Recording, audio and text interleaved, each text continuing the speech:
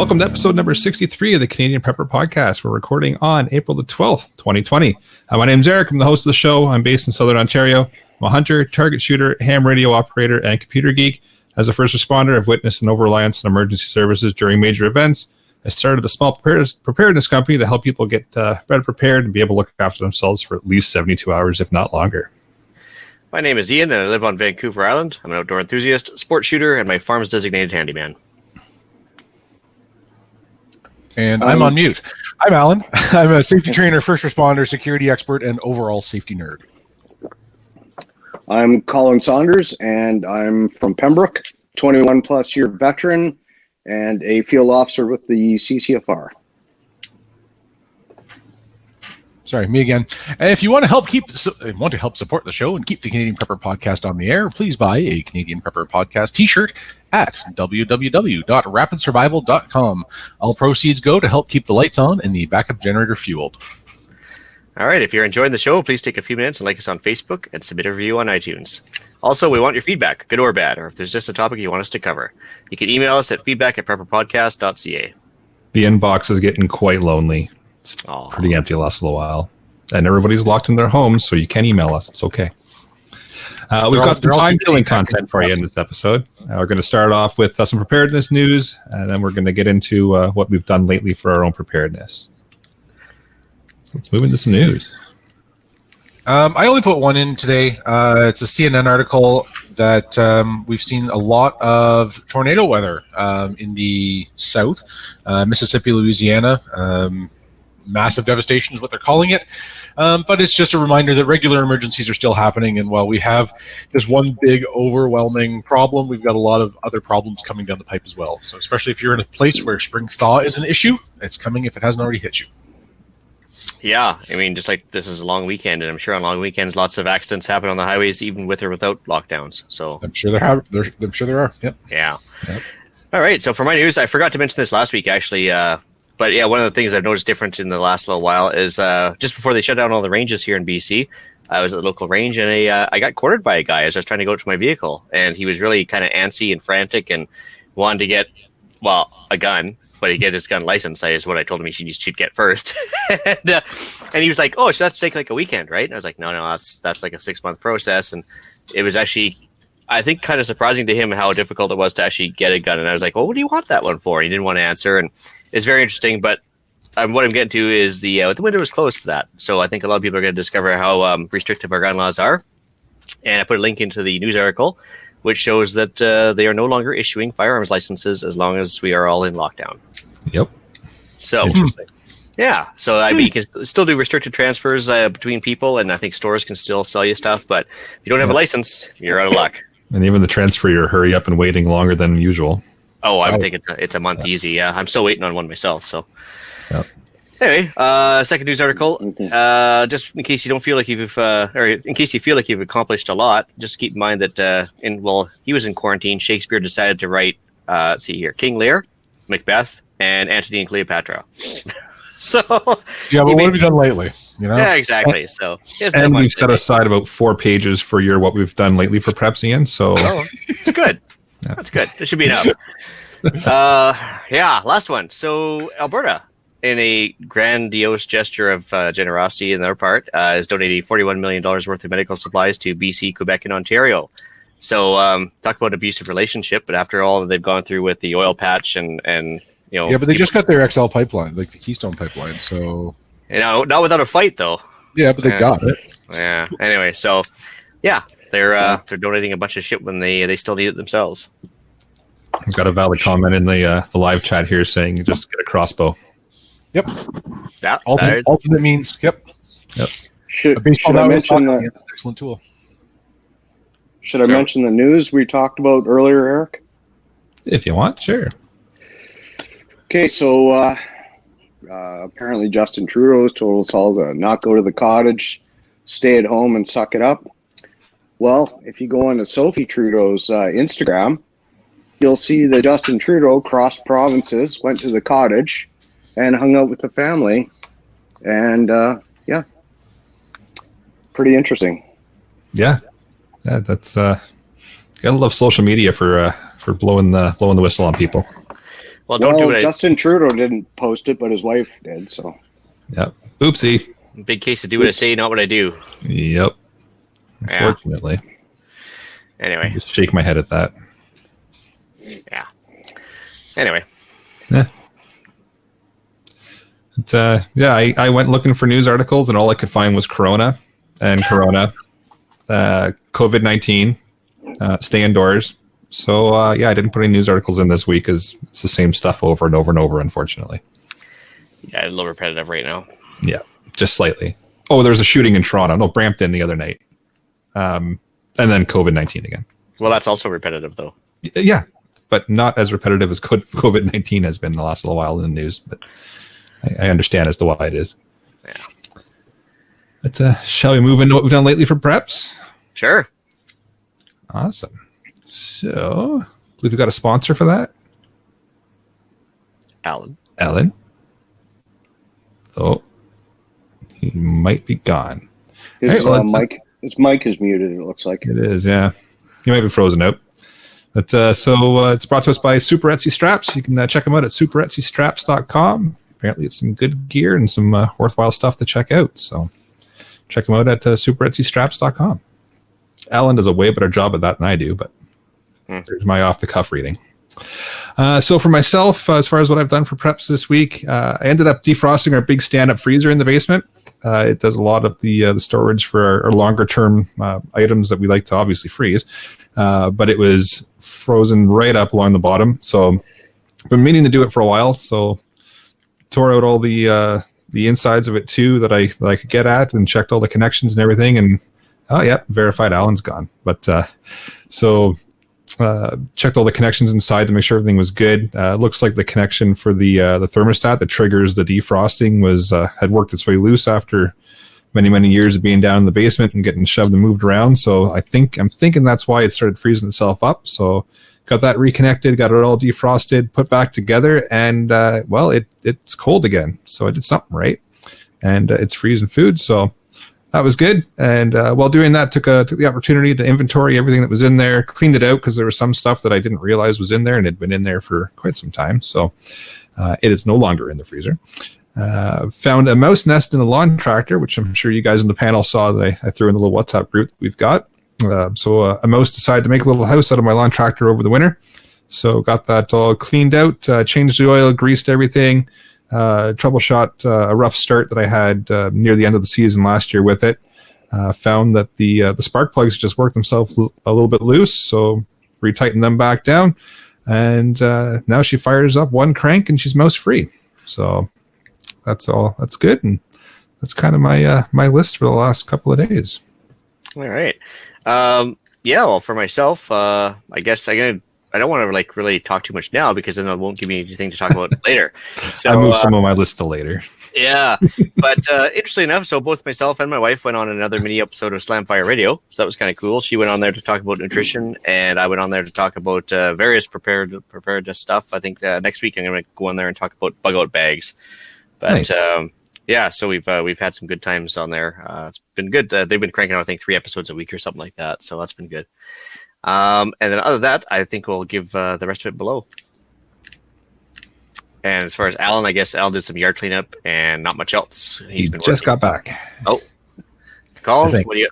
Hi guys, not sure what's going on. Apparently, there's a storm coming in, so I may be in or out. It's this fantastic satellite internet that is spotty at the best of times, and that's the price I pay for living in the country. So no, I got most of the yard cleanup done, but we're still working in the house here, so it's there's not a huge amount of downtime still.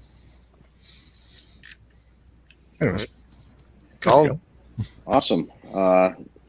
Well, I had a kind of a busy week. So early in the week, I was expecting a package. Actually, the fantastic folks at Cross Industries was sending me a couple AR-15 magazines to torture test and try out. And I woke up that morning to an alert from Canada Post saying my package had been delivered. And I checked the time and realized it had been delivered to my doorstep half an hour ago. I went downstairs and it wasn't there. So I went to the post office only to realize after talking to my delivery driver that he actually did deliver it and someone lifted it. So Actually, a few days later, I found out that one of the neighbors lost a package too. So keep in mind, folks, that people out there know that signature required items are not necessarily being signed for because of the COVID. So I went down to my Canada Post outlet and had a talk with them. And I was hoping to get a post office box that they'd give me for a few months to, to kind of mitigate this. And the post office guy, the delivery fellow, said was, "Hey, I'll just card all your parcels and you can go pick it up at the local Giant Tiger." So that might be an option for some of you out there who are concerned about some of the parcels. You might be getting and thieves taking advantage of the COVID situation. So I also, upon recommendation from a friend, bought a couple wireless video cameras, and it's the slickest thing ever. It's the Blink XT2. You find them on Amazon.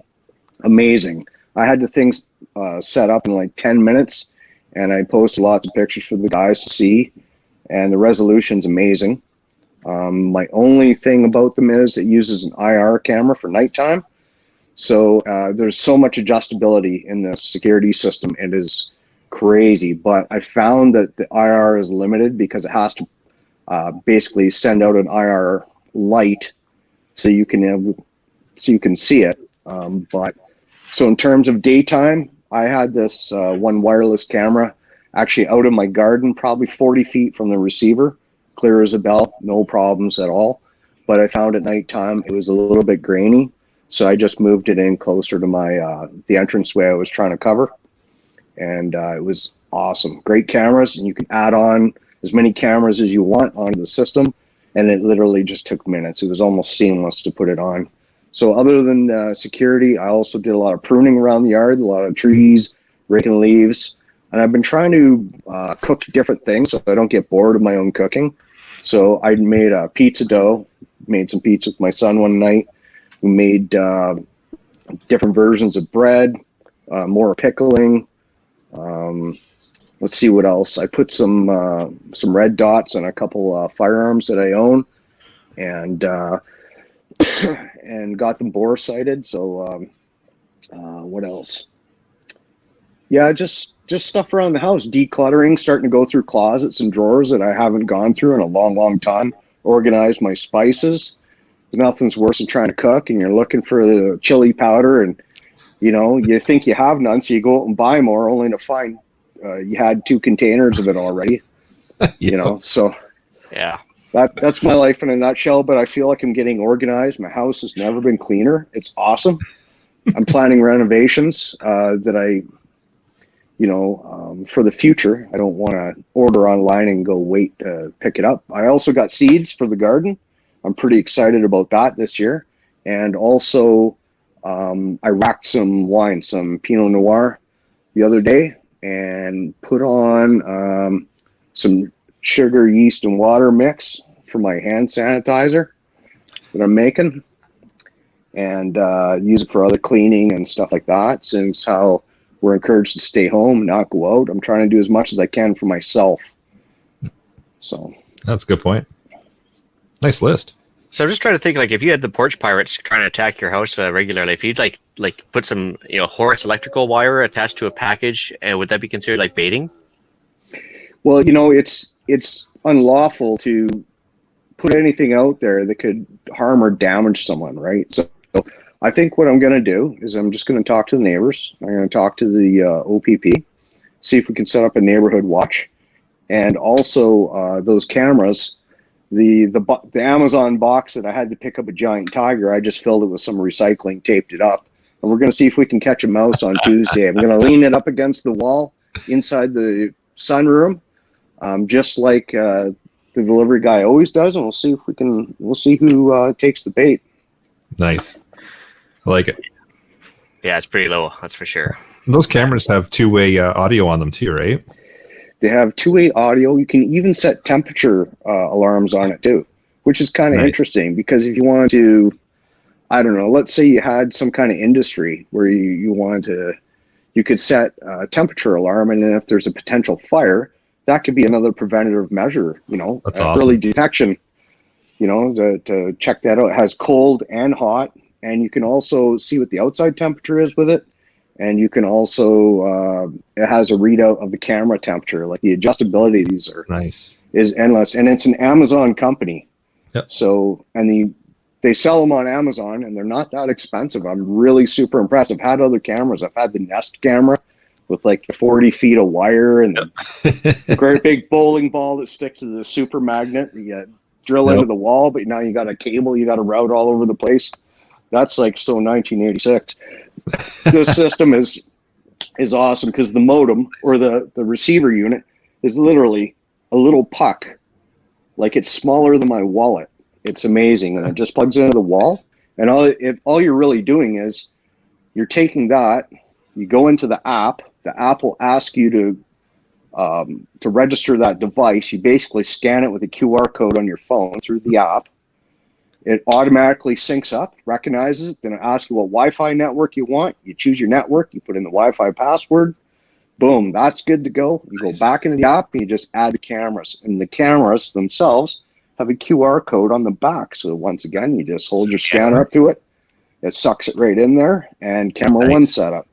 So literally 10 minutes, you'll have the system up and running, and it uses 2 AA batteries that have a 2-year lifespan on lithium metal AA batteries.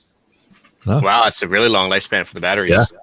Long lifespan. And like I say, one of my cameras, I torture tested. We had a windstorm and rain and everything, and I just set it on top of a fence post about 30 feet away from the house, and it was crystal clear. It was good. Nice. But the only thing is, there's a little bit of a delay between when an action happens, because you can set up motion sensitive parameters for it.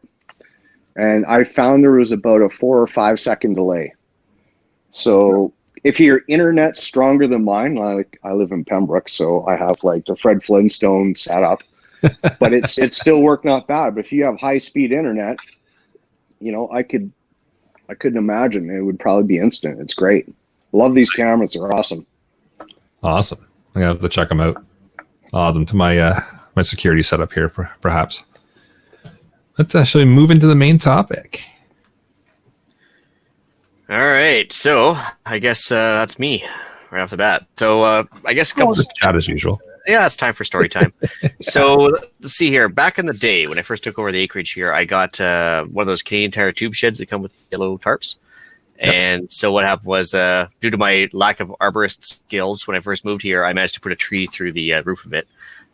And so in the interim, I put a nice green tarp sitting over top of it, trying to keep the rain out. But with the rain coming down in the order of about 4 feet a year of rain, didn't take long for that tarp to get worn out. So I put another tarp and another one. And so finally I said enough is enough. So to kill time, right off the bat, I tore that old tarp off. I put some wood frames up to keep the snow off, and did like heavy duty tarp over one of the tube sheds here. And a guy gave me another tube shed. It was like 25 feet long, I think. He gave me a 2 sets of them. So I had enough for 2 of these big sheds. And so I built both now. One I've tarped that one up, and then the second one I just built. I just haven't quite tarped it up yet. But time killing, like I think Colin, you mentioned it before, like, if you're going to be sitting there in your house, you want to thrive, not just survive, right? So that's right. Yeah. A lot of this stuff's been sitting there niggling me for years on end because I haven't gotten it done. So I thought, well, I made a bucket list of things. If I had like a month to kill, what would I like to take care of? So the tube shed was number 1. So I was like, oh, so now when I drive by it and see the pile of tubes, instead of getting angry or the big hole in the tarp, I'm actually like feeling, oh, I got that done. This is fantastic. So it's kind of a positive feedback loop, I guess, more than anything else, right? And so moving on with the farm buildings, I had the house for the alpacas, as we call it, the alpaca casa. It's had so much leftover hay on the bottom of it that the bottom started bulging out and actually started bursting boards. So took the time to clean that out and then redo some boards and get that all fixed up, and so it doesn't look like it's falling apart anymore. And please stop me when you have questions here. So interestingly enough, we have a huge increase of interest in farm products nowadays. So lo and behold, hatching eggs. We've had a couple dozen of those go out the door. And actually another dozen's about to go to the door here probably next week as soon as he gets his incubator, one of the local guys here. Nice. So I spent a little while talking incubators with a couple people, and because it's a bit of an art to get that done. Like you don't have chickens that'll actually hatch them for you. To run an incubator, you might get a 50% hatch rate if you're lucky, whereas chickens will do like an 80% hatch rate, on a good day. So yeah, lots of hatching eggs going out the door, as well as food eggs, and interest in chickens in general. I think I'm sure our old chicken episode will get a lot more traction right about now. Oh yeah. Let's see here, splitting wood. So I chopped all that stuff up in the chop saw a couple weeks ago. I split a lot of that little tiny stuff into two for kindling. I had a bunch of logs around the acres. It was deadfall, so I basically bucked all those up into 16-inch lengths, split them in the splitter as well. And then on one of my morning walks, I noticed that one of the big hardwood trees had actually dumped itself right in between myself and my neighbor's house. And so I just messaged the neighbor that, don't worry, I'll take care of it, because he goes for a daily bike ride up there too. So I bucked up the hardwood and took advantage of my free child labor. So I put the two daughters to work hiking up and down the hill. It's about 300 yards up and down a steep incline, and they can go get a piece of it, a couple times a day, and eventually we'll get the whole tree down. Because child labor. Well, that's why you have them, right? That's right. Well, what else are they here for? So, but they're not going to school, right? And so I got to keep them busy, because part of staying sane when you're locked into the house. At least we're lucky we have acreages to play, like a few acres to play with, but not everybody does. But it's a mental game, right? If you want to keep busy. So although they groan about it, and one is still working, but you got to keep everybody busy and occupied with the task, or else they're going to get bored and mad and lash out and stuff like that. And you don't want to have everybody tear each other apart while you're stuck in a house. So put them to work, not a bad idea. And let's see here, for myself, every morning do my 5K hike with the puppy dogs. But right now I get to go for an armed hike in the woods because it's bear and cougar season. So that's handy. And my tag, smart way to do it. Yeah, my tags showed up basically the 1st of April. They became active. So that's been good, but no sign of anything yet. But we are allowed to actually have dogs in the vicinity when you're hunting bear and cougar. So there's nothing untowards there. Let's see here. I've had a couple people pop by. So the Island Mentor and the Traveling Prepper both stopped by. So that was good. Got to take the Traveling Prepper on a little hike through the woods there into the Crownland. So that was good. And I've been chauffeuring my one daughter to work, because she's essential services by working at Tim Hortons. Figure that one. That's very essential. No coffee, no work. That's right. So she still has to go to work. Yep. Let's see here. Finished that generator trailer wheel issue I had. It turned out it was a valve stem, so I just had to change out the valve stem. Actually, sorry. Yeah, the Mentor changed it out for me because I didn't have one. 10-cent part, and totally had me flattened for a while. So went to go on another brass run for the range, and the ranges are all closed in BC as of last week, which is too bad. So ironically enough, everybody wants to buy brass because everybody wants to start reloading. So my brass sales are up huge on CGN, and I almost got cleaned out, but I got enough for myself, which is good. I made a couple CGN deals, decided to play arborist around the acreage again, knock down some deadfall, and buck up some more wood for next winter. And now we get to the most important part. Who's cutting our hair? That is a good question. So hair cutters are all offline for the COVID thing. So I have a set of barber clippers here. And I think I'm going to have to get the daughter to break out the number 2 clipper for me next week here, because that's how I'm going to kill some time. We're going to make that attempt tomorrow. My wife's going to try cutting my hair for me and see what happens. And then I told her just taking it down the number 2 like I used to do. Yeah, I figure that's the easiest thing to do. And, the difference between a bad haircut and a good haircut is about a week. So, or a ball cap. I guess that depends. Yeah, you see me take off my ball cap, right? It's funny because Tracy would FaceTime me at just random times because she misses me, and I have the Don King hair. It's just standing straight up, or it's in a mohawk because I flip sides when I sleep, and it just works out to be a perfect mohawk. I'm not planning it that way. It just happens. So, and she's looking at me like, "What is wrong with you?" Like, so well, I don't know. A hat fixes everything, right? I wanted to shave mine down like last week, but she's like, "No, you shaved off the beard. Until that beard comes back, you don't get to shave your head." So I said, "But honey, the COVID." She's like, "I don't care. Wear a mask, like a bigger mask." And she says, "No, goatee has to come back." So anyway, once that comes back, I guess it grows here, shrinks there. Sure. Anyway. Well, there you go. Got one comment in the live chat here. Someone's been busy. They started over 500 seeds and getting the gardens put in. It's impressive. It's a lot of seeds. That's actually a really good point. you guys seen the articles down in Walmart of the U.S.? They will not Yeah. sell seeds to people because they said seeds are not essential Not items. essential. Yeah. And I'm like, this is the essential time to have seeds. Like, if you're going to start plunking them in the ground, you're supposed to do it now. And yet they're like refusing to sell people. Like, are they trying to starve them out or something? Or what's the deal? Of I thought course, that was they're not going to make any money in their grocery stores if people are growing their own food, making their own bread, right? Yeah. What I did was I called my local nursery, and they're open year round. They have to be to maintain their plants. So I just called them, and they set up a website specifically because of COVID. So you can just kind of give them a random list of what you want, email it to them. They'll send you back the price. You can either pay by credit card or EMT and pick it up. So that's what I did. I went on the hunt and found all the seeds I needed. So. Okay, first of all, RJM05, I will not grow a monkey tail because I would like to have relations with my wife eventually. Like, can you imagine? Like, you guys know what a monkey tail is? Yeah. Yeah, so you get that little loopy. No. That would never happen. If you see his comment prior to that, he's drank 6 white claws tonight. That's his preps for the evening. That's where those ideas like monkey tails come from. So, Absolutely.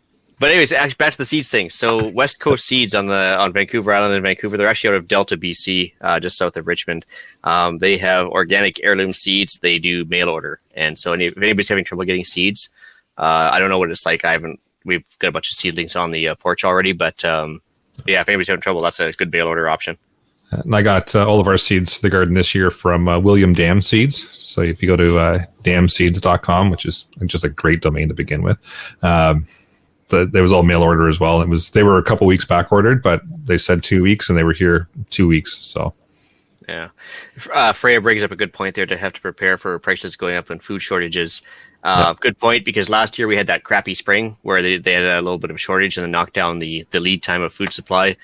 We've got a bunch of people in China that didn't plant rice for a couple months, which is a thing, and then also us, if we're going to be late getting our seeds in or having less people going to home garden, then you have a bigger reliance on factory farming, and that could really lead to shortages indeed. I don't think we're going to starve, but I mean, it's... Yeah, another good point from Evan here, just saying he's been saving seeds for years because of this. Smart move to save them and learn how to do that, and then you don't have to rely on a company to mail order them to you, right? You got your own. Well, it's actually a bit of an art form to get your seeds going. Like, if you ever try to get seeds from carrots, it's like I didn't. Yeah, no. Yeah, it's like the seeds are like this big to begin with. Like, they're like, oh man, crazy small. But also you got to dry the carrot. You got to figure out how to get them out. And I've never been successful at it. And when you buy the carrot seeds, they're almost like flakes of ash. They're so small. Yeah. Yeah, that is an art form. If you can figure out how to make your own seeds, that's a thing, right? Rather than buying the can. And then you're not seeds. relying on anybody. It's Go ahead, Colin. Oh, sorry, I didn't mean to. I was going to kind of take it 90 degrees here. You talked about reloading earlier. And it's funny because so many people have contacted me about reloading, asking questions, looking for powders, projectiles. So I have a couple ideas on the matter if you guys are looking for projectiles, powder, primer, stuff like that, okay? So you got to think outside the box. There's a lot of small businesses out there.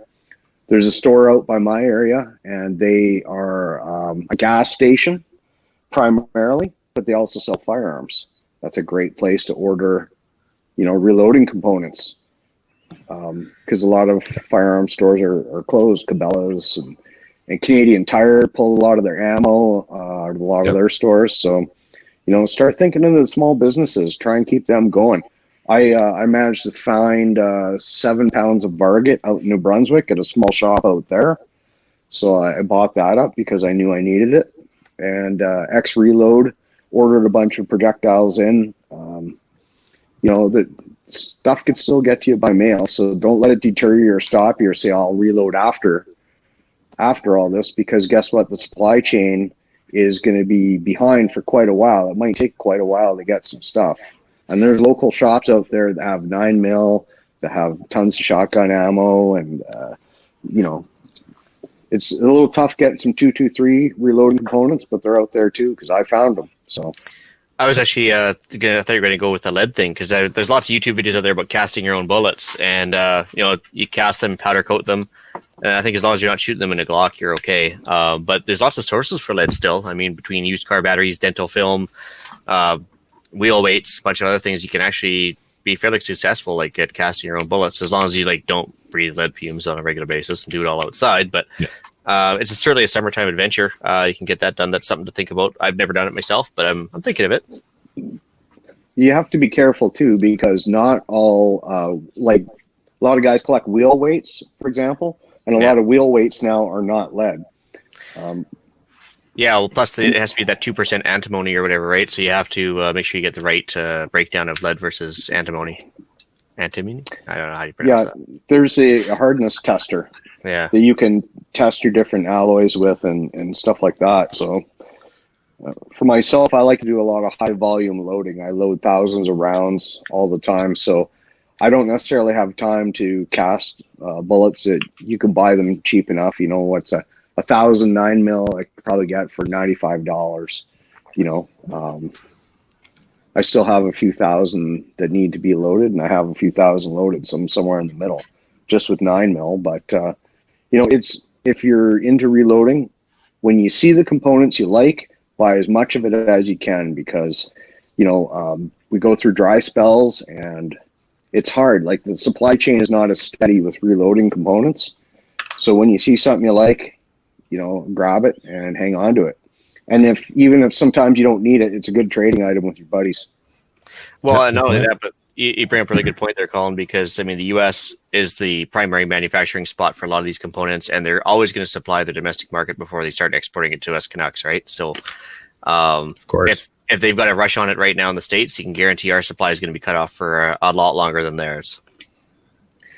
Yeah. Well, remember the shortage on 22 ammo a couple years ago? Also during the Gulf War. During the Gulf War, the border closed, and they basically, not the border itself, but the supply chain. And they said, you know what, America first, we need to supply our soldiers. And I get that. It makes sense to me.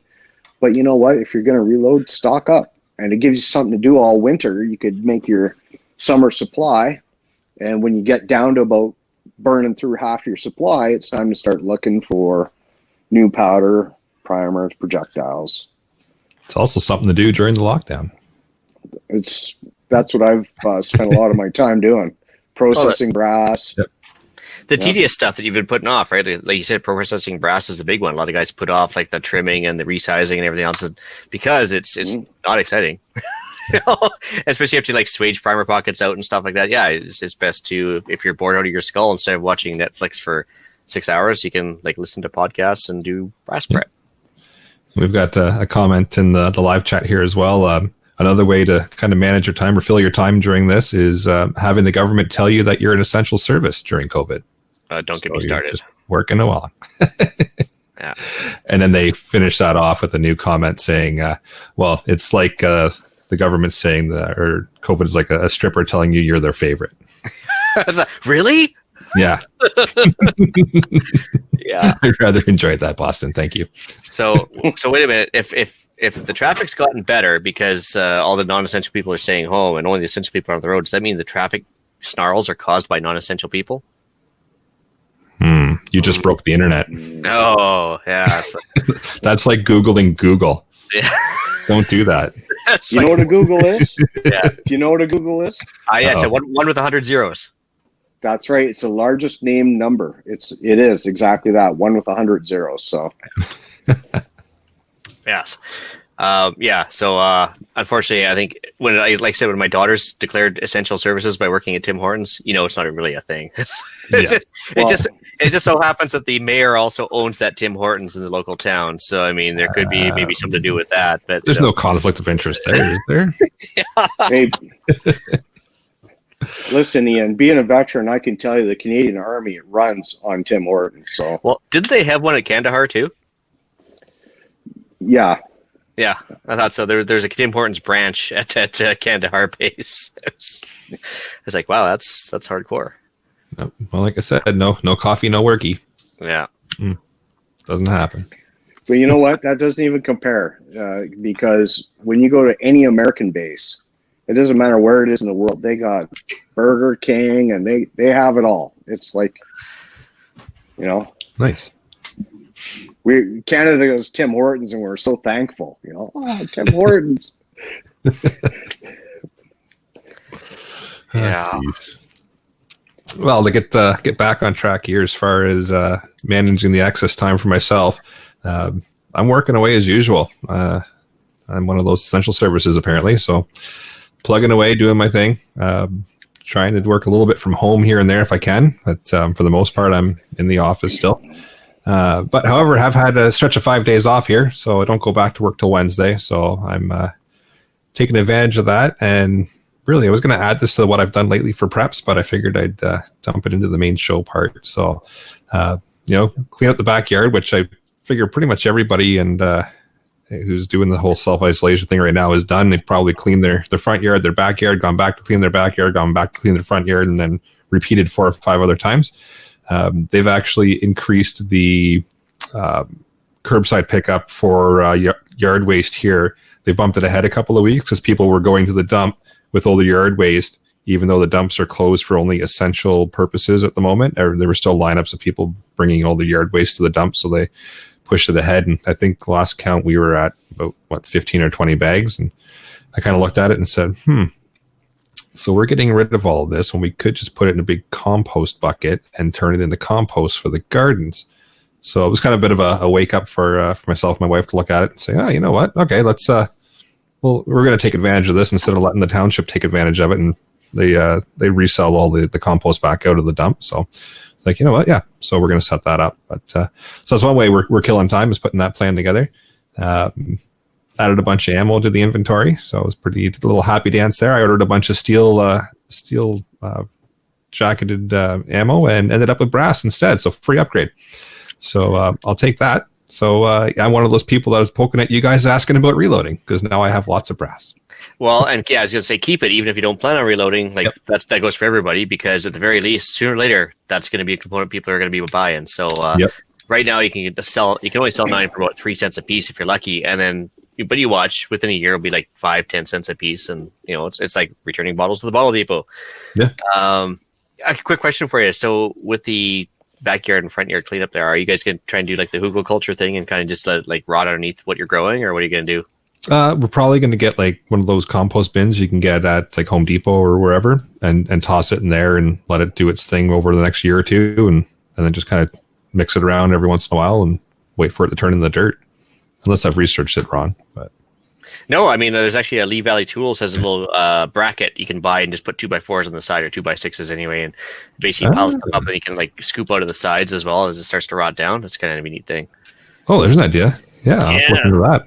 I'll throw the link in the show notes afterwards. Perfect. But. Yeah, we're still in the planning stage, so. Have you guys considered sorry? No, go ahead. I was going to say, have you considered a worm farm? I've seen those, yeah. For worm castings, you can make them yourself. Yeah. And there's a specific kind of earthworm that you can get. A friend of mine was the first person to have one. It was just a stack of Tupperware bins, and in the bottoms there was holes. So it would start at the top, but it would end up draining at the bottom, and he just threw his table scraps in there.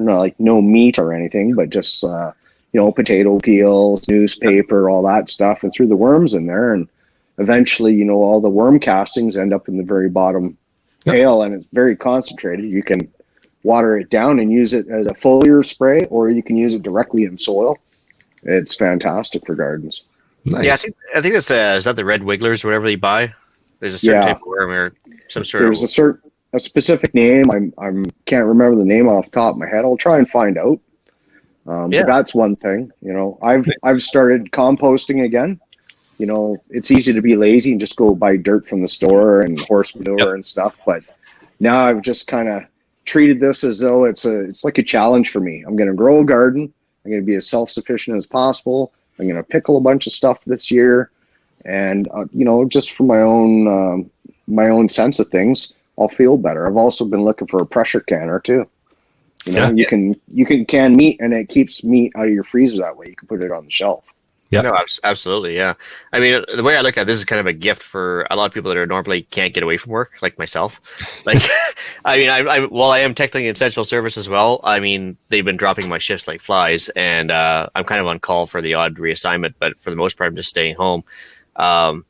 I can't get this normally. And so like, I'm thrilled. Like, I must be the only guy that wants to self-isolate out there. I don't know. But, and so, yeah, making use of the time, and like anybody that kind of throws away this gift of time, it's like, it's almost like practice retirement. Like, it's what you can look forward to when you actually get paid to stay at home when you're retired. But, yeah, there's something to be said about that. I mean, like, it's awesome. So anyway, good point about the pressure canner they're calling and learning how to do stuff like that. Like, that's a fantastic time to learn, right? Absolutely. And there's lots of YouTube videos on all this stuff. You know, like, I didn't just invent a bread recipe out of my head. I went and seen, I don't know, Julia Childs or whoever it does, and, you know, has the most views, or I check out a few videos and say, oh, that seems like something I can follow, something I can get into, and I'll try it. And I've been quite pleased at a lot of the results I've had making, like, I call it my pandemic bread. There's like a no-knead bread recipe, and it's turned out great for me every time. I've done pizza dough. I used to work at Pizza Hut for a number of years, so I made pizza dough. We had pizza.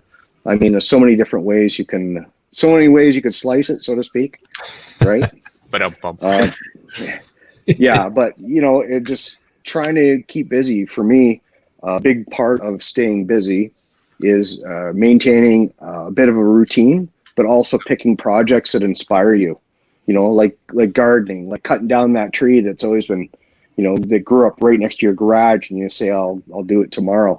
It's been a blessing, but honestly, a lot of people now are understanding what a veteran goes through when they get medically released. The circle of friends goes to basically zero. They're wondering where their next paycheck's going to come from, and they're trying to figure out their purpose in life all of a sudden. So there's a lot of commonalities there. So the mental game is so important to try and find purpose, maintain a routine, and to do things that inspire you. That's the name of the game of survival, because if you let yourself go to a negative mindset, it's very easy for it to take over. So you have to fight that. Find purpose for yourself first thing in the morning. That's what I do, and before someone else decides it for you. There's a lot of truth in what you just said there, Colin. That was like the truth bomb of the highest order. So. That's awesome. Like, and that's a good point. Like, I mean, I'm lucky because I have it built in. Like, you know, I have to get up, open the chickens, walk the dogs, everything else, feed the alpaca. So I have to get up at a certain time, usually at sunrise. Because if not, I'm sure I'd sleep until 11 and be like, what now? I don't know, Netflix, okay, Xbox. And so, yeah, it's huge. And I think you find out who your friends are and who you keep contact with and everything else. There's a lot to be said about that, right? We've got a good comment in the live chat here too from Infamous E that says, "Don't forget about your fitness with time off." So many people are using COVID as an excuse to be lazy. It's not the time to be lazy about your fitness. So don't forget about that. That's a good point. Very true, and especially because I think we can all say quite easily that we're all eating quite well sitting at home, aren't we? Yep. And not only that, if we're going to survive a potential respiratory illness, why wouldn't we try and work on our cardiovascular health by eating healthy? By maintaining, a lot of physical training, which is also one of the biggest stress relievers out there. Absolutely, physical training, right? So it puts you in a good mindset. I know my son, if I let him just play Xbox or PlayStation all day, he will. He'll probably choose that over food, water, and everything else. But I mean, so it's good that I have my son, because it forces me to kind of keep him in a routine, which also keeps me in a routine. Well, and yeah, think about your lung efficiency when you start exercising regularly. It's not like you're, you get exhausted by going up a set of stairs, right? Well, there's benefits all around. Yeah. Quick question. So dehydrating, how long can dehydrated food be kept for? It's not just a function of dehydrating, it's a function of oxygen exposure as well. So if you dehydrate your food very well and you get rid of most of the moisture and air, or moisture and oxygen, should I say, is what kills it. So yeah. Get an airtight container, get a desiccant pack in there, an O2 absorber, and it'll probably be like 25 years if you keep it airtight enough. But yeah, all depends how much effort you put into it. If you look up a pemmican recipe, pemmican can be good for like 20 years in the freezer. And some of the first settlers in Canada traveled with pemmican because it traveled well. It didn't need to be refrigerated. And it's super easy to make. Yeah, actually, I've got a good recipe. If anybody emails me, I can send it to them. It's basically just have to like render the fat, dry the meat, and then if you add berries, it's going to last not as long. But if it's just meat and fat, it lasts a long time. But if you add dried berries, it does. Yeah, dry. They have to be really dry though. We actually Yeah. put some in some plastic sealed containers, and year no problem. But yeah, I think it would have been better if it was in the freezer. Of course, we just left it on the shelf though. We've got one comment from Bane Ironhand just saying he's currently eating an apple he dried 2 years ago. After 3 or so, they get old. Keep them in the dark and oxygen free. And actually, it's kind of funny because somebody was asking about glassing eggs. Remember we talking about that about 6-7 months ago, and I glassed some eggs. They're still in the closet. I totally forgot about them. So I think we'll have to pull those out and see if we can, I'll daringly open up a few of the eggs and see how they are. But I mean, I'm sure they're fine, but very worst case, we have dog food. But it's amazing how long food will keep as long as you just leave it alone and leave it in the dark. Yeah. Well, they don't stink yet, right? You forgot about them. So I would have known if they were stinking for sure. I did some eggs too. In fact, I never heard of pickled radishes, so I just kind of invented that one on my own. I just pickled some radishes. I'll let you know how they turn out. Yeah. And of course, some pickled beans, some hot, spicy pickled beans, because they make the best Caesars. Oh yeah. Yeah. Well, just think when you go to the Lebanese store in Ottawa there, and you go to get your falafel plater, like what do you call it, your shish taouk or whatever, you get the pickled turnip. Yep. That's the purple one. That stuff's delicious and lasts forever as well, right? Like salty, kind of sweet business, and they sell those by the jarful too. So I mean, it's certainly something you can do yourself. Yeah. There's all kinds of skills and things that you can either fine tune or learn during this this whole self isolation thing. And why not take advantage of it? No doubt. And not only that, we all know because the economy is suffering, we know ahead of time they're going to drop the interest rates. People are going to start buying homes. So if you're a guy like me that's been thinking of selling your home for a long time, now is probably a great time to get all those renos done when you have all this time. So that further down the road, when it's time to list, boom, you got the flooring done, you got the eaves trough done, you splashed some fresh paint on there, you cleaned up the yard. That was kind of a big part of my motivation for getting things done, as well as, getting the garden in, right? Yep.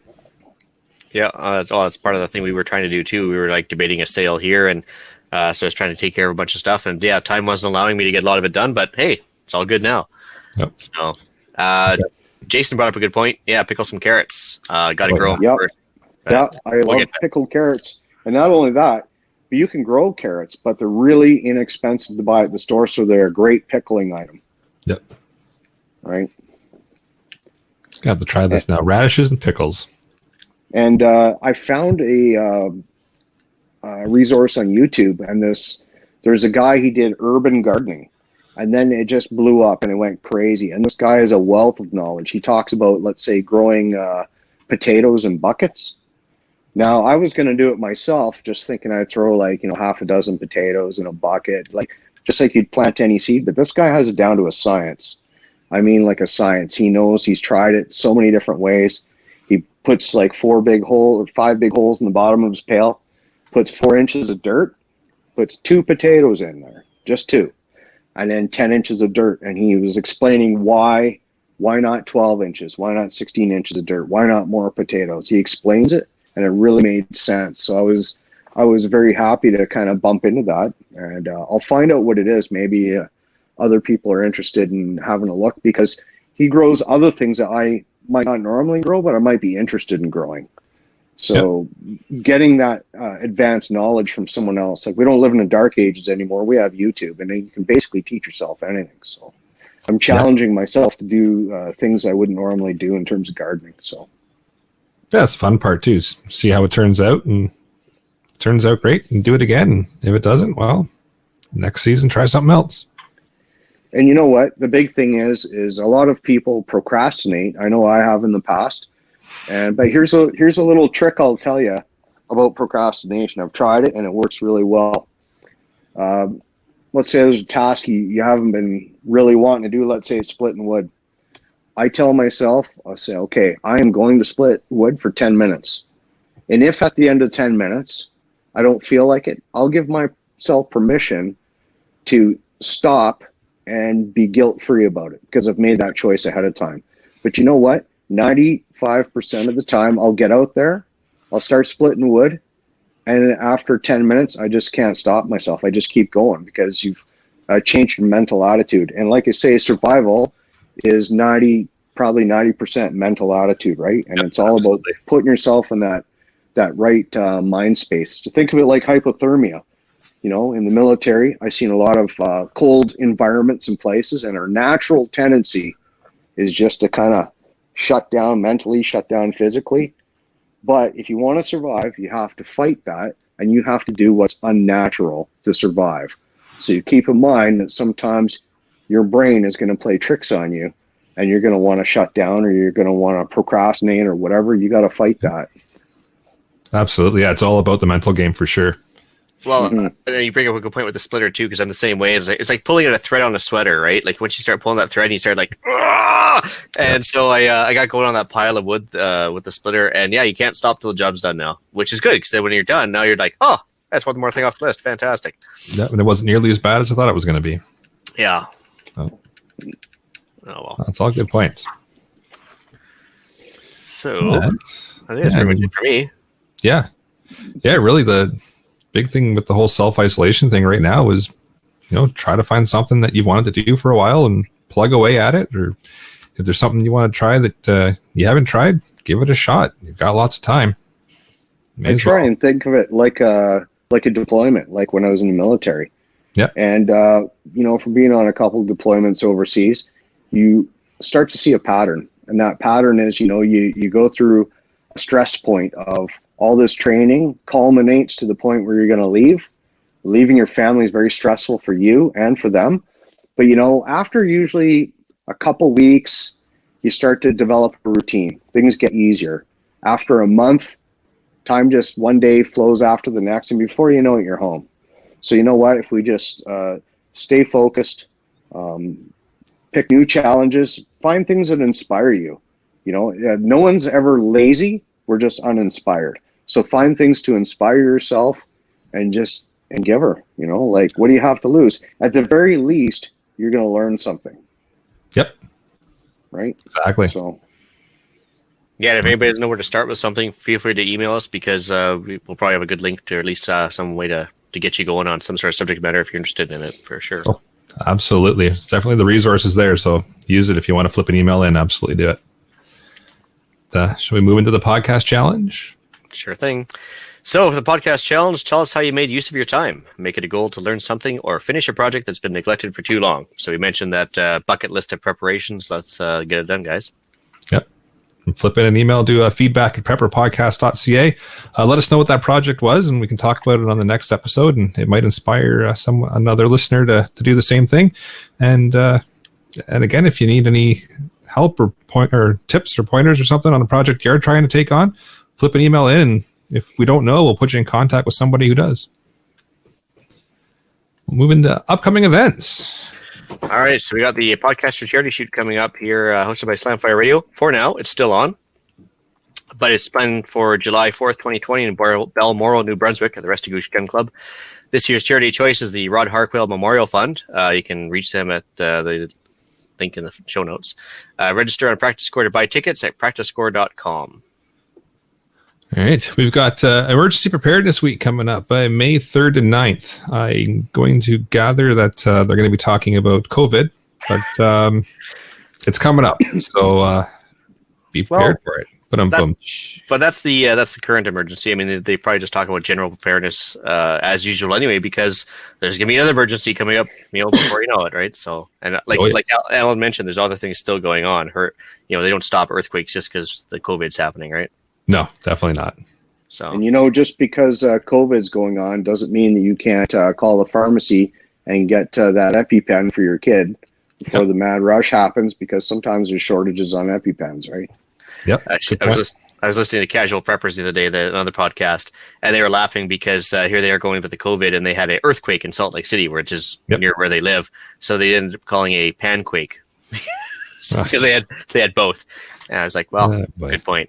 Yeah. Anyway, survivethestorms.com. Looks like they've got a discount for us. Use the discount code CPP10 for a 10% discount off Survive the Storms. If you remember, we had him on earlier to discuss that. It's basically an online learning course on general preparedness. Yeah, so they're starting back up, and he's offered us that 10% course, or 10% off. So thanks, Chris. We appreciate the discount code. And we've got TACCOM Canada 2020, September 11th to 13th, as long as this COVID thing blows over. The Canadian Pro Man, I can't talk tonight. The Canadian Pro Gun Podcasters Network will be in attendance at TACCOM 2020. Oh, that was a mouthful. Your favorite podcasters will be on hand throughout the show, so make sure you stop by the booth to meet your favorites and pick up some swag. You can see the details for the show and the ticket link at prepperpodcast.ca. And there's a little link on the right. And then if you buy your ticket through there, we get $1. Ooh, $4 so far. Well, it helps to pay for the $650 internet. That's right. Yeah, you'd be shocked when they charge for power and internet there. Yeah. Anyway, shoutouts. Yeah, so I'll do a quick shout out to everybody watching live this evening. We're at 27 people currently, and it's kind of nice to see everybody in the chat is actually chatting amongst themselves, giving each other tips and helping out with gardens and composting and pretty much everything we're talking about tonight and a few other things. So just a quick shout out to everybody watching. Thanks for coming out, and thanks for helping each other out. It's nice to see. All right, so I got one for the traveling prepper. Thanks for stopping by, and for the chat. It's always nice to exchange ideas back and forth while maintaining a good social distance of 2 meters or more. Also, the guys at Slamfire Radio. It's not their usual subject matter, but since the COVID thing started and they're sitting at home, they've kind of dedicated a mini episodes every week to preparedness, and it's been nice for them to use their huge audience base to actually reach more people and maybe get a few more people interested in actual preparedness and less reliance. That's awesome. Yeah, they've been doing a really good job, even when I'm not there. Colin, you got anybody? Oh, yeah. I want to give a shout out to Corey, Mike, and Doug from Coat of Arms Television. They're doing wonderful things in the firearms community for sport shooters, hunters, and advocacy in the firearms world. They've jumped to the pump, so to speak, with a lot of projects that are going on right now, and you're going to see a lot of them come out soon.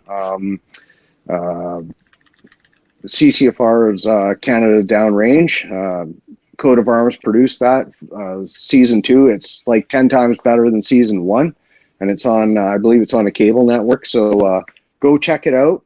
And also, they also have Coat of Arms coffee. I'm wearing one of their shirts here, and I have to tell you, like, I don't get anything for saying this. I just, as a personal thing, my buddies ask me about coffee, and they're like all about the Black Rifle coffee, and nothing wrong with that. I love it. But this Coat of Arms coffee, I don't know. It's got me hooked, and I just can't get off it. It's good stuff. I love it. Well, I'm going to have to check it out. Well, those guys have gone from they've gone from 0 to 100 in the last 5 years, man. They've been putting out so much content, and like, talk about a huge effort. I think Downrange TV is available on the CCFR website for Season 1, right? Yeah, Season 1 is playing right now for everyone that's sitting at home, and you know, if next best thing, if you can't go to the range, you might as well watch a show like that where there's, you know, Black Rifles in Canada, and they're doing a lot of sporting events and shooting events. You might as well sit at home and kind of watch that, maybe while you're reloading or listening to Slamfire podcast. Awesome. All right, so we'll move into email and iTunes reviews. So, like I mentioned at the beginning, the inbox has been empty. It's been a little sad. So, send some messages in. Yeah, don't make your sad, Panda. Yeah. Well, I'd like to have something to read at this section of the show. So, fire some stuff in. Feedback at prepperpodcast.ca. Good or bad, doesn't matter. We'll take it all. As far as iTunes goes, we are at 52 5 stars, 5 4 stars, 2 3 stars, 1 2 star, and that one little guy at 1 star keeping us honest. So, all right, and actually, since my dad's watching, so I guess I'll say, hey, Dad, can you figure out how to do a iTunes review? Give us a 5 star, and maybe tell everybody what a good kid I am, and then need an extra 5 star review. That'd be fantastic. Just leave a 5-star review that says Ian is a super kid. Yeah, that's right. That'd be great. That would be extra mortifying for me. That'd be fantastic. Maybe we'll get some bumper stickers that say that with our logo. Ian's a swell guy. Yeah. All right. Well, with that bumper sticker idea, I will bring episode number 63 of the Canadian Prepper Podcast to an end. You can find the podcast on iTunes, Podbean, Spotify, or your favorite podcast app. Please help us out. Submit a review. It helps other people find us. All right, we record these shows live on Facebook and YouTube. If you want an early peek at the shows, please subscribe to the YouTube channel Canadian Prepper Podcast and click on the notifications tab. That gives you alerts when we're going live. You can contact Alan directly at PPSWO when he's on the air. Colin, where can everybody find you? You can find me on Instagram at Saunders C39, I think, or no, it's CJ Saunders 11. Sorry, you'll also find me on Facebook. I have a public profile page, Colin Saunders / I think public profile. That's my veteran advocacy. I also have a personal page as well. Or you can find me on Colin at CanadianVets.org. Perfect. All right, you can reach Ian directly by emailing me at theislandretreat@gmail.com. You can also find me on Canadian Patriot Podcast on iTunes and YouTube. That's on Monday nights at 9 p.m. Eastern. There you can find us discussing why government waste and society in general triggered my Tourette syndrome. Oh, you changed it. Oh, I did. Look at that. So please check out Rapid Survival at rapidsurvival.com. You can get me there on the live chat while you're buying some prepper gear, or at least the last little bit that I have left. Thanks for joining us, and until next time, be prepared, stay safe, and keep learning.